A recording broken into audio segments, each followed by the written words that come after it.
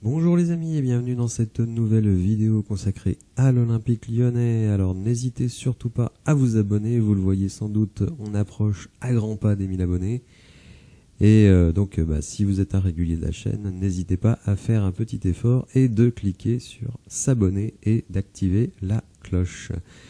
Alors une vidéo ce matin suite à un article extrêmement intéressant où John Textor donc donne une interview où alors il dit quasiment tout puisqu'il nous manque encore quelques noms sur la nouvelle organisation sportive de l'OL et vous allez voir qu'il y a énormément de choses très intéressantes.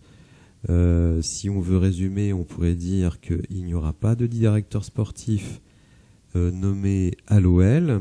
Alors je dirais mon opinion sur le sujet. Il affirme qu'Alexandre Lacazette n'est pas à vendre et que pour son passage à la DNCG, il sait déjà ce qu'il va dire et il est tout à fait confiant.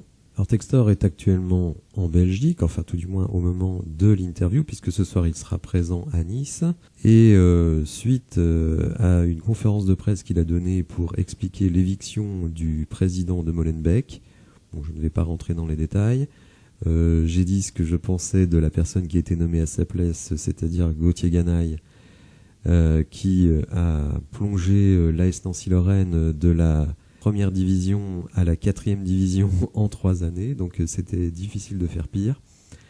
Bon bref, ce n'est pas notre sujet, mais bon, on peut dire que on peut s'interroger sur les personnes de confiance de Monsieur Textor. Alors la première question qui lui est posée, c'est une question qui agite beaucoup les milieux lyonnais ces derniers temps, c'est quand choisirez-vous votre directeur sportif ? Donc il répond, nous allons d'abord désigner le directeur de la cellule de scouting, il sera français, donc ça vient un peu accréditer la piste Mathieu Louis-Jean, responsable actuellement à l'OM. Il doit sortir de son contrat, donc ça démontre que c'est quelqu'un qui est déjà en poste. En revanche, je ne sais pas si nous allons recruter un directeur sportif. Nous en avons déjà un au niveau d'Eagle Football. Je veux un directeur du scouting qui prenne les bonnes décisions pour Lyon. Directeur sportif est un métier de négociation de contrat. Alors, c'est vrai que j'avais une interrogation parce que il n'y avait pas de directeur sportif à l'OL quand Laurent Blanc a été nommé. Alors, moi, je fais pas partie de ceux qui pensent qu'un directeur sportif est absolument nécessaire. Il y a différents modèles pour les clubs de football, les entraîneurs qui sont plutôt des managers, hein. Par exemple, si on prend Manchester City, aucun directeur sportif ne va dire à Pep Guardiola qui il doit recruter et à quel poste. Ça paraît évident. Donc Laurent Blanc, qui lui a plutôt été habitué à fonctionner comme ça, alors certains diront que c'est un modèle dépassé, mais en tout cas, Laurent Blanc, lui, était habitué à fonctionner comme ça. Et c'est vrai que, bon, si vous nommez un directeur sportif, mais que vous lui dites que finalement c'est Laurent Blanc qui va, on va dire, opérer les derniers arbitrages, bon, ça peut créer des tensions, à la fois pour la personne qui vient d'être nommée, mais aussi pour Laurent Blanc, qui, d'une certaine manière, avec sa deuxième partie de saison, a pris beaucoup de crédit auprès de John Textor. Et je pense que lors de leur conversation, Laurent Blanc lui a dit « Écoutez, moi je n'ai pas besoin d'un directeur sportif, je sais où je veux emmener l'équipe, je sais ce qui va et ce qui ne va pas dans l'effectif. Par contre, je ne suis pas opposé au fait qu'on ait une cellule de recrutement qui me propose beaucoup de profils différents par rapport aux joueurs dont j'aurai besoin. » Donc je dirais que pour moi, ce n'est pas quelque chose qui est très très embêtant, qu'il n'y ait pas de directeur sportif. Avec ou sans directeur sportif, il y a des clubs qui réussissent et d'autres qui échouent. Donc si vous avez un entraîneur qui, lui, et d'ailleurs Laurent Blanc l'a dit, que lui, il s'intéressait au fait de construire l'équipe. Donc je pense que cette absence de directeur sportif, elle est liée principalement aux conversations que John Textor a eues avec Laurent Blanc. Il faut savoir que dans le modèle américain, il y a, alors on n'appelle pas ça un directeur sportif, on appelle ça un general manager. Donc je pense que la première idée de Textor, c'était de nommer un directeur sportif, mais après ces conversations avec Laurent Blanc, je pense qu'il a changé d'avis Et qu'en tout cas, pour le moment, après, si Laurent Blanc est amené à partir, peut-être que là, on considérera qu'il faut un directeur sportif. Le problème d'avoir un directeur sportif, c'est que quand il nomme un entraîneur et que cet entraîneur échoue, bah forcément le directeur sportif est très fragilisé, donc vous fragilisez deux personnes. Donc c'est une façon de voir. Moi personnellement, je ne pense pas qu'un directeur sportif soit absolument essentiel. Donc revenons maintenant à l'interview de John Textor. Alors sur Vincent Ponceau, il nous dit que Vincent Ponceau, qui est toujours à Lyon, est plus un homme d'affaires en charge du football. Un directeur sportif est un métier de négociation de contrat. Donc je comprends pas trop le lien entre les deux phrases. Est-ce qu'il veut dire que Vincent Ponceau va rester pour négocier les contrats? Je n'en sais rien. Je comprends pas trop cette partie de la phrase. Les décisions concernant les joueurs seront prises par le directeur du scouting. Donc voilà, je pense que l'idée c'est que Laurent Blanc définisse ses besoins et le patron du scouting aura le final cut sur les joueurs recrutés. Alors on lui parle de Bruno Chéroux. Allez-vous conserver Bruno Chéroux? Pas au département football de Lyon. Il occupera un poste important pour Eagle Football. Nous ferons des changements au sein du département scouting de l'OL. On va prospecter dans toutes les parties du monde. Les joueurs devront envisager de jouer au Brésil, en Europe, bouger. Bruno sera leur avocat. Il défendra leur point de vue. Il a une bonne personnalité. Les gens l'apprécient. Donc en fait là il redit un peu ce qu'il avait dit en conférence de presse au moment de l'éviction de Jean-Michel Aulas, c'est que les joueurs vont avoir vocation à bouger. Alors là évidemment on pense notamment à Thiago Mendes, devenu quand même assez indésirable à l'OL, donc on peut très bien imaginer que John Textor l'envoie tout simplement à Botafogo. On peut aussi imaginer que des joueurs de Botafogo viennent jouer en Europe, alors que ce soit à l'OL ou à Molenbeek. Idem pour les jeunes. Alors est-ce que les joueurs seront d'accord? Ça c'est une autre chose, mais en tout cas, l'idée de Textor, c'est de faire bouger les joueurs d'une structure à l'autre, en considérant les besoins du club et évidemment l'envie du joueur. Alors l'homme qui était ressorti très renforcé de la conférence de presse d'éviction de Jean-Michel Aulas, c'est Laurent Blanc, puisqu'il est vraiment au cœur du projet de John Textor. Donc on l'interroge à nouveau sur le sujet. J'ai été clair, Laurent a fait un gros boulot. Sur la seule deuxième partie de saison, nous sommes en haut du classement. Nous voulons lui donner plus de moyens pour la saison prochaine. Je veux qu'on renforce l'effectif avec des joueurs expérimentés et dotés d'une certaine ténacité, avec cette volonté de gagner, plus de joueurs. Comme Alexandre Lacazette, nous voulons des leaders. Le coach a raison. Donc là aussi, ça confirme la tendance que l'OL va continuer évidemment à faire confiance aux joueurs de l'académie, mais par contre, ils ne doivent pas être titulaires. Et donc, la grande idée de Monsieur Textor et de Laurent Blanc, c'est de ramener beaucoup plus d'expérience dans cet effectif. Chose que l'on peut retrouver dans mes deux vidéos sur mon mercato. J'ai pris en compte cette volonté d'avoir des joueurs plus expérimentés et avec davantage de grinta. Alors il est interrogé de manière très fine sur l'enveloppe de recrutement dépendra-t-elle des ventes de cet été. En gros, pour pouvoir recruter, vous allez avoir besoin de vendre. C'était souvent ce qu'on a constaté avec l'OL. Pour pouvoir recruter Romain Fèvre et combler les trous, il a fallu vendre Bruno Guimaraes. Pour recruter rien du tout, il a fallu vendre Lucas Paqueta. Et vous allez voir que John Textor envoie un tacle les deux pieds collés du sol à Jean-Michel Aulas, puisqu'il dit « Nous sommes en contact avec la DNCG, les projections financières que leur avait données Jean-Michel Aulas prévoyait 70 millions de ventes, je n'ai pas cette intention. » C'est vrai que un des aspects qui nous a mis quand même un petit peu sur le carreau, c'est que le budget de l'Olympique Lyonnais, il est construit avec une qualification en Ligue des Champions. Comme je l'ai déjà souvent expliqué, se qualifier pour la Ligue des Champions, ça vous rapporte entre 60 et 90 millions d'euros. Donc évidemment, si vous ne vous qualifiez pas, le seul levier que vous avez pour récupérer et équilibrer votre budget, c'est de vendre des joueurs. Si vous ne vendez pas Guimaraes et Paqueta, vous êtes dans le rouge financièrement. Donc la question, c'est, voilà, vous avez deux joueurs qui ont énormément de valeur, un troisième qu'on va évoquer un petit peu plus tard, mais vous avez deux joueurs qui ont énormément de valeur, Castello Luqueba et Ryan Cherki. Est-ce que vous avez besoin de les vendre pour pouvoir recruter?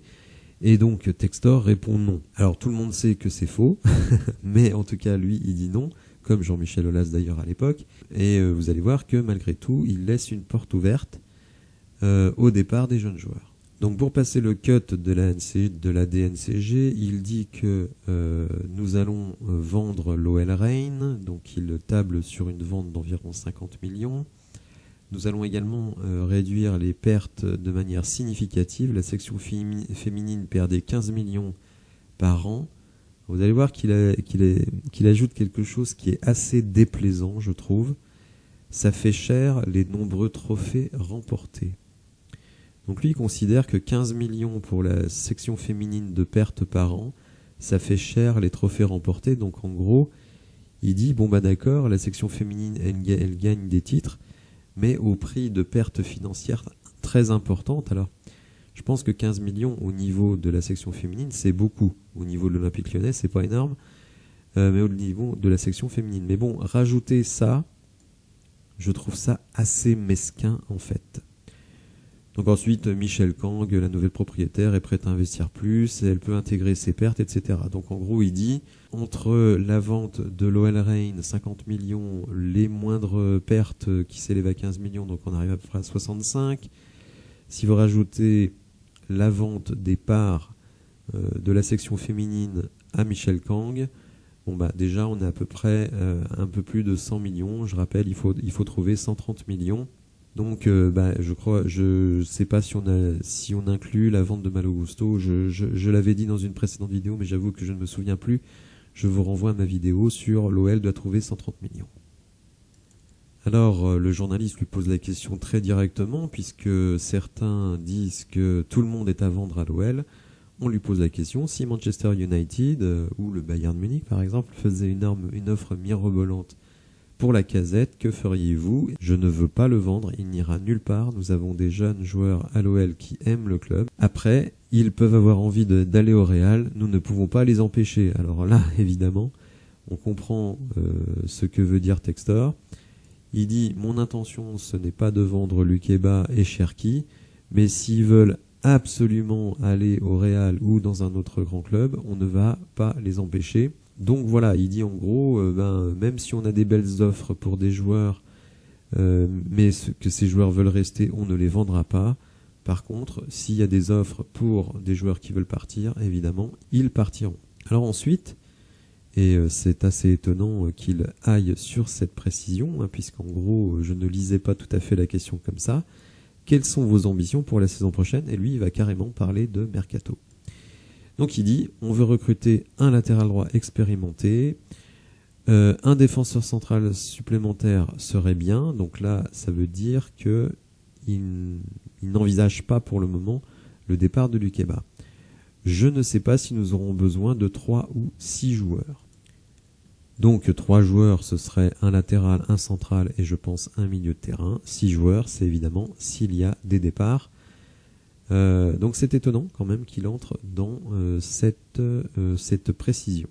Il précise bien sûr, nous en discuterons avec l'entraîneur. La raison pour laquelle nous ne disputerons peut-être pas de Coupe d'Europe la saison prochaine vient du début de championnat. Donc là aussi, je vois encore un tacle à l'équipe Aulas. C'est-à-dire, vous avez maintenu Peter Bosz en dépit du bon sens. On s'est retrouvé donc après 10 matchs avec 1,4 points par match. Et si on en est là aujourd'hui, c'est parce que vous n'avez pas pris les décisions en temps et en heure. Et là-dessus, évidemment, je ne peux qu'être d'accord avec lui. Nos mauvais résultats ont parfois été contre les équipes du bas de la Ligue 1. Rappelons qu'on a perdu contre Auxerre. Donc ça, évidemment, ça a fait très mal. Mon but est de gommer ces mauvaises performances contre des adversaires supposés plus faibles, d'augmenter notre constance. Si nous y parvenons, pourquoi ne pas viser les 2 premières places? Lyon doit revenir en Ligue des Champions. En termes d'organisation, c'est un échec de ne pas être en C1. Donc il réaffirme cette volonté d'être en Ligue des Champions. Donc là, il parle du top 2, mais on le sait, la saison prochaine, pour être en Ligue des Champions, il faudra faire top 3 pour être qualifié directement le 4e ayant un barrage. Voilà donc pour les annonces de John Textor. Donc là vraiment on voit se dessiner le futur organigramme. Et cet organigramme peut surprendre puisqu'effectivement il n'y aura pas de directeur sportif. Alors sur le match de ce soir contre Nice, l'équipe nous informe qu'on aura la même équipe que lors du dernier match avec un 4-2-3-1 et Jérôme Boateng en défense centrale. Les absents Diomandé Lovren, Moussa Dembélé et Malo Gusto qui seront absents et donc qui ne reporteront pas le maillot de l'Olympique Lyonnais. Alors on nous dit également que Nice sera très très diminué puisque certains joueurs sont blessés et d'autres ont été touchés par un virus. Alors on va terminer par un point très important puisque dans les milieux lyonnais, l'absence d'Alexandre Lacazette dans le top 5 des meilleurs joueurs de Ligue 1 a fait beaucoup parler. Et l'équipe nous explique pourquoi Alexandre Lacazette n'était pas dans le top 5 du trophée du meilleur joueur de Ligue 1. Et vous allez voir que quand on a cette information-là, on comprend un peu mieux, même si évidemment, nous, Lyonnais, on est assez déçus. Alors moi, personnellement, je n'ai même pas parlé de ce point de vue-là, puisque je n'accorde aucune importance au trophée individuel. Mais comme je sais que c'est un sujet qui crispe pas mal les Lyonnais, on va regarder ce que nous dit l'équipe sur ce sujet. Alors vous le savez, Alexandre Lacazette est en course avec Kylian Mbappé pour le titre de meilleur buteur de la saison. Alors Alexandre a un but de retard. Ça va être difficile à combler parce que le PSG a un match facile pour terminer sa saison à domicile. Donc on peut penser qu'Mbappé va flamber. Mais en gros, tout le monde dans le club se dit il faut absolument que Alexandre marque des buts ce soir. Bon, ce qui me gêne un peu parce qu'on a déjà vu lors du précédent match que parfois certains joueurs oubliaient de terminer les actions pour servir Alexandre afin qu'il mette un but supplémentaire. Donc ça m'a un peu embêté. Ça avait déjà été le cas dans des matchs précédents où Lacazette était visiblement fatigué et il est resté sur le terrain parce qu'il voulait absolument scorer.